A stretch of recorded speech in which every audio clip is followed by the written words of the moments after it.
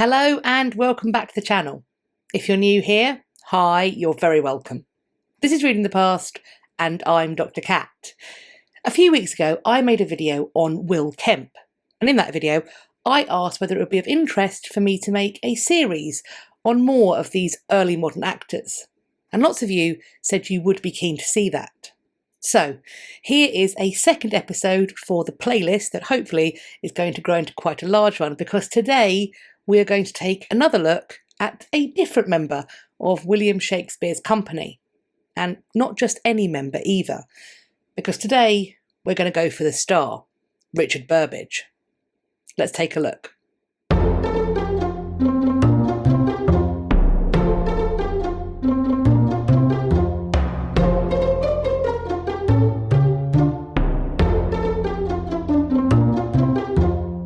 Richard Burbage was the second surviving son of James Burbage and his wife Ellen.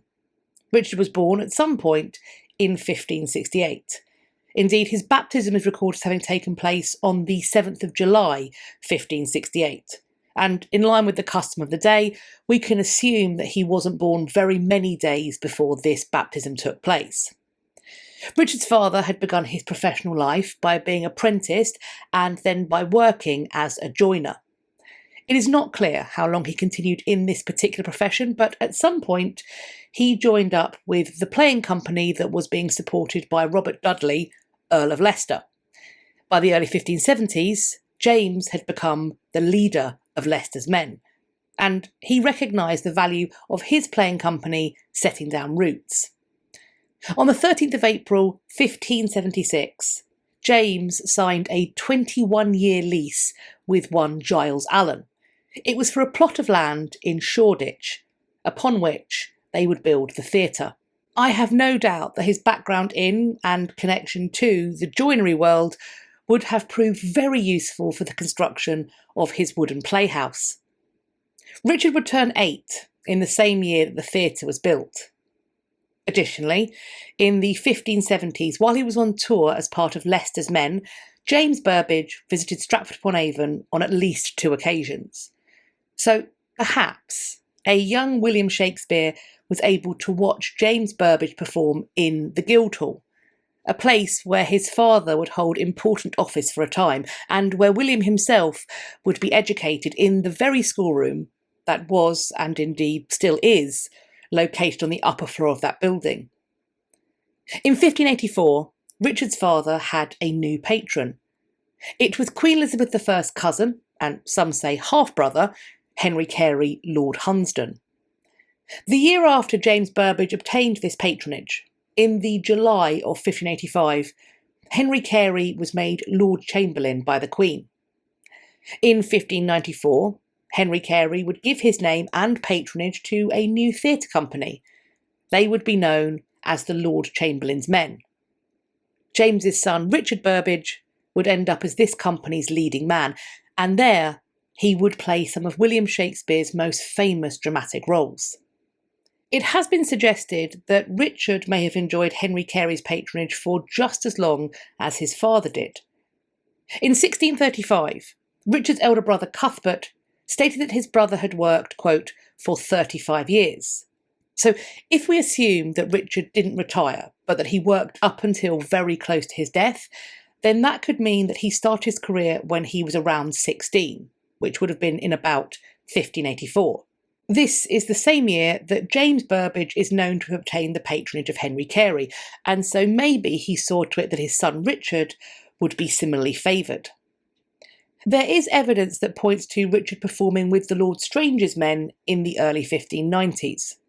One R. Burbage is listed as performing roles in a piece that was written for that company called The 7 Deadly Sins. If Richard was performing with this company at this time, then one of his colleagues would have been Will Kemp, about whom the first video in this current series was made. As I've mentioned previously, in May 1594, Henry Carey would give his title and patronage to a playing company. That playing company would include Richard Burbage, Will Kemp, and William Shakespeare, and it would be known as the Lord Chamberlain's Men. This company would be employed to help the Queen and her court celebrate Christmas and New Year of 1594 to 1595. Another thing that I mentioned a moment ago is the fact that Shakespeare may have encountered Burbage the Elder in the 1570s, when that gentleman was an actor in the plays that are believed to have transfixed, inspired, and indeed shaped the playwright. It is possible that the Burbage family were among Shakespeare's first ports of call when he came to London in the late 1580s to pursue a career first as an actor and swiftly as a playwright too. Shakespeare's earliest extant plays date to around the start of the 1590s. Richard Burbage would lose his father at the start of 1597. And at this time, he and his fellow players were also faced with having no place of their own to perform in.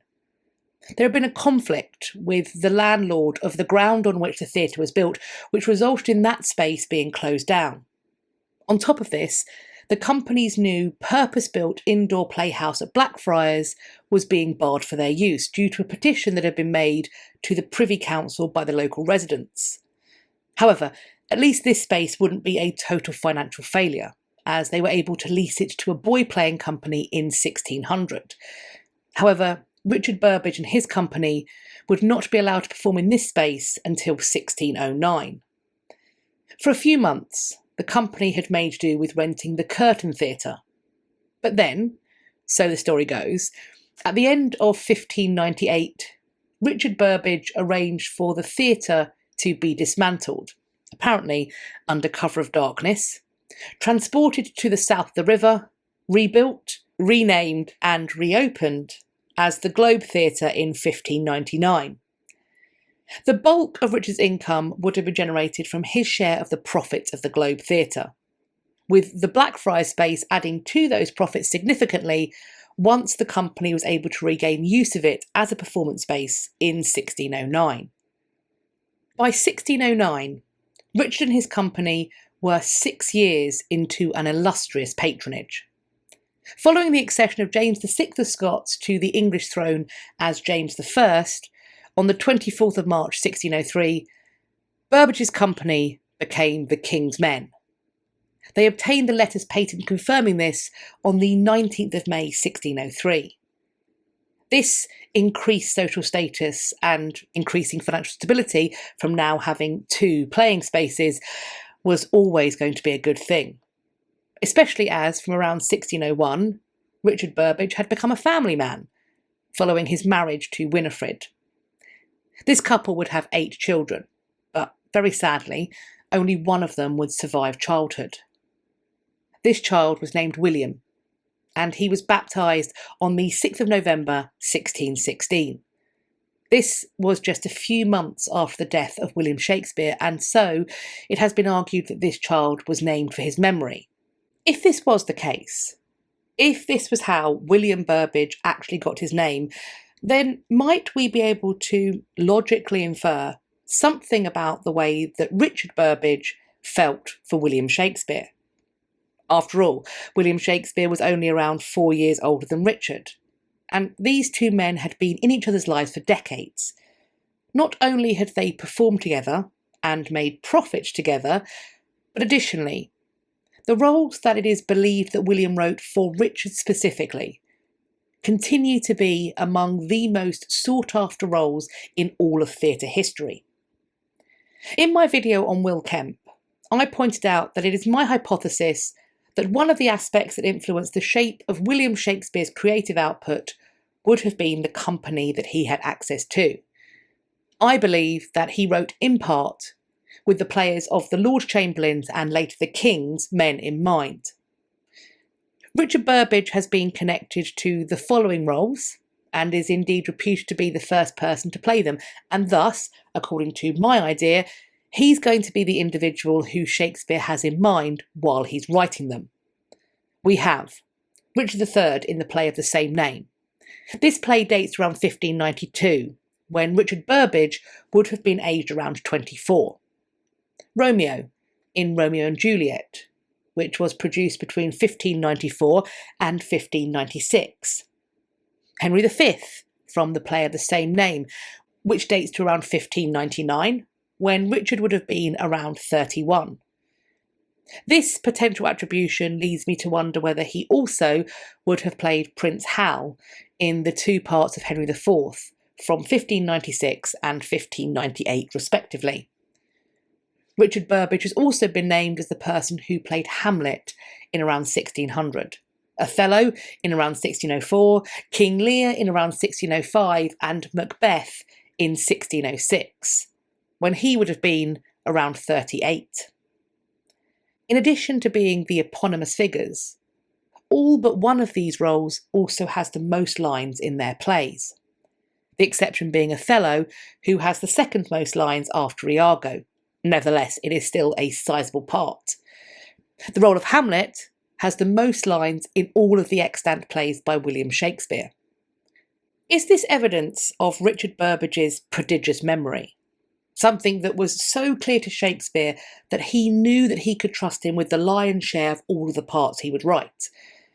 Did the playwright also view him as the consummate tragic actor, an individual with the personality, skill and gravitas to play warriors, kings and doomed lovers? Was he versatile enough that he could believably play the teenage lover Romeo while he was in his mid-20s and then the aged Lear around a decade later? Very possibly. However, it is also possible that the number of roles that Richard Burbage was and is attached to has been overstated. But why might this have happened? It could be that it's a confusion or perhaps an oversimplification of matters. Maybe it's an attempt to pin as many roles as possible onto one well-known figure so that those roles have a home to go to, so to speak. Perhaps shaping Richard Burbage as one of the greatest actors of the age served a purpose, then as much as now. Certainly, in 1634, Richard's elder brother Cuthbert would describe his younger brother as, quote, the famous actor on the stage.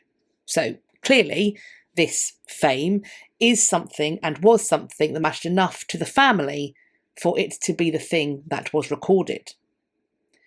An anonymous epitaph that dates the year of Richard Burbage's death, 1619, includes the following lines, quote, "He's gone, and with him what a world are dead. Friends everyone, and what a blank instead. Take him for all in all. He was a man not to be matched, and no age ever can. No more young Hamlet, though but scant of breath, shall cry revenge for his dear father's death. Poor Romeo never more shall tears beget for Juliet's love and cruel Capulet. Harry shall not be seen as king or prince. They died with thee, dear Dick, and not long since, not to revive again. Tyrant Macbeth, with unwashed bloody hand, we vainly now may hope to understand. Brutus and Marcius henceforth must be dumb, for ne'er thy like upon the stage shall come, to charm the faculty of ears and eyes, unless we could command the dead to rise. Vindex is gone, and what a loss was he. Frankfurt, Bracciano, and Malvoley. Heartbroke Philaster and Amintas too are lost forever with the red-haired Jew, which sought the bankrupt merchant's pound of flesh, by woman lawyer caught in his own mesh. What a wide world was in that little space! Thyself a world, the globe thy fittest place. Thy stature's small, but every thought and mood might thoroughly from thy face be understood, and his whole action he could change with ease, from ancient Lear to youthful Pericles. But let me not forget one chiefest part, wherein, beyond the rest, he moved the heart. The grieved Moor made jealous by a slave, who sent his wife to fill a timeless grave, then slew himself upon the bloody bed. And these, and many more, are with him dead. Hereafter must our poets cease to write, since thou art gone, dear Dick. A tragic night will wrap up our black-hung stage. He made a poet, and those who yet remain full surely know it. For having Burbage to give forth each line, it filled their brain with fury more divine.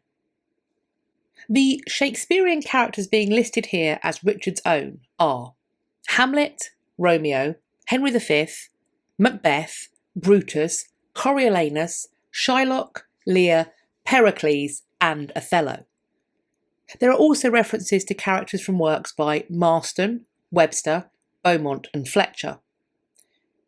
What we can say then is, I think, that from the earliest point, Richard Burbage is being memorialised as a prolific tragedian and leading man.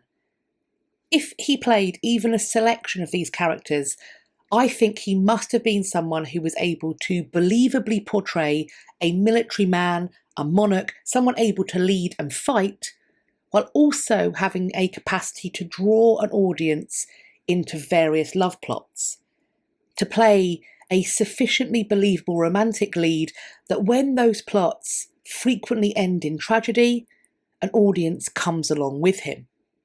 If we focus in on Hamlet for a moment, this is a play that is often presented as having a biographical connection to William Shakespeare due to the loss of his son Hamlet in 1596. However, Richard Burbage may have also been able to connect the plot to his own recent biography if he played Hamlet, because, like that character, Richard had also fairly recently lost his father. James Burbage had died in 1597. Some have suggested that William Shakespeare decided to take the role of the ghost of Hamlet's father in these early performances. Richard and William had worked together for years, and they both knew the pangs of grief. Granted, it was different grief, but grief nonetheless. A grieving son playing opposite a grieving father, as father and son. I do wonder what this might have meant for them as performers, and indeed for an audience, if these two men did take up these respective roles. Something else to consider about the role of Hamlet is the need for the actor who plays him to be able to act out a fencing bout with the person playing Laertes. Now, in modern productions, the services of a fight director will be called upon in order to choreograph and guide the performers through this particular moment of the play. But what would Richard Burbage and his fellow players, including the person who potentially is playing Laertes opposite him, have been doing? It's my belief that William Shakespeare includes this moment of swordplay in Hamlet because he knew that he had performers who had the requisite skills to do this particular scene justice. Perhaps he knew they could choreograph and rehearse something between themselves that would be show-stopping. And so then the question becomes, could the same thing have happened in relation to the bouts in Romeo and Juliet, or indeed any other fight sequence that is performed on the early modern professional stage? It's worth noting that wrestling matches and fencing bouts were known to be separate forms of popular entertainment during this period. These bouts would often take place in spaces that were also used to stage plays, and thus, the audience of the Globe, or the Curtain, or the Rose, etc., was likely to contain individuals who also enjoyed watching this kind of combat separately. So, would this have given those audience members expectations when it came to the stage combat in the plays that they were now watching, frequently in spaces where they may also have been watching bouts of wrestling or fencing? How willing would they have been to, quote, piece out our imperfections with your thoughts when it came to watching stage combat? If verisimilitude was the expectation, then I think the performers who played these roles would have required some additional training. Fortunately for Richard Burbage and his fellows, there was a growing number of so-called schools of defence that had sprung up across London. In these schools, individuals could be taught swordsmanship, and in some of them, there was an especial focus on the very fashionable paired weapon form of rapier and dagger fighting. The idea that Richard Burbage might be willing to hone crafts and skills beyond his acting is certainly not something that's that far-fetched to me, and that's especially the case when I consider that this image of him is widely believed to be a self-portrait. Now, I don't want to get overtly sentimental and romantic, but isn't this just life imitating art? Richard Burbage, a man credited with potentially bringing men of violence and also forlorn lovers to the stage, was capable of doing both things in real life too. He was a man who could literally cut you down with a rapier, but also could romantically paint you in oils, seemingly with equal skill. Another skill that Richard and his brother Cuthbert shared was seemingly one that they had inherited from their father, and this was the building of professional playing spaces, which, as it turned out, would be just as well. In 1613, the Globe Theatre burnt down. It is said that when a cannon was fired during a performance of the play Henry VIII, also known as All Is True, something went wrong, and it caused the thatched roof of the theatre to catch light, and this ultimately destroyed the entire building. It would, of course, require more financial outlay, but the Globe Theatre would be rebuilt in 1614. Richard would get to enjoy its stage and, of course, the profits that came from his work upon it for just about 5 more years. Richard Burbage died on the 13th of March, 1619. He was 51 years old. The previous day, he verbally named his wife Winifred as the executrix of his estate. Mary Edmond argues that Richard Burbage died virtually intestate deliberately. This was something his father had done and that his brother would do as well. Because, she says, quote, "It seems that they were wealthy men who preferred to conceal the facts. Certainly, his widow would be secure." If we return to Mary Edmond again, quote, "In the next local tax list after Richard's death, Winifred is entered as the householder in Holywell Street." Winifred would remarry on the 31st of October 1622. Her groom was another actor from the King's Men, Richard Robinson. Winifred would pass away in 1642, and her second husband Robinson would die in 1648.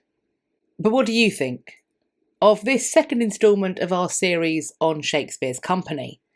Where do you stand on all of the various roles that Richard Burbage is said to have played?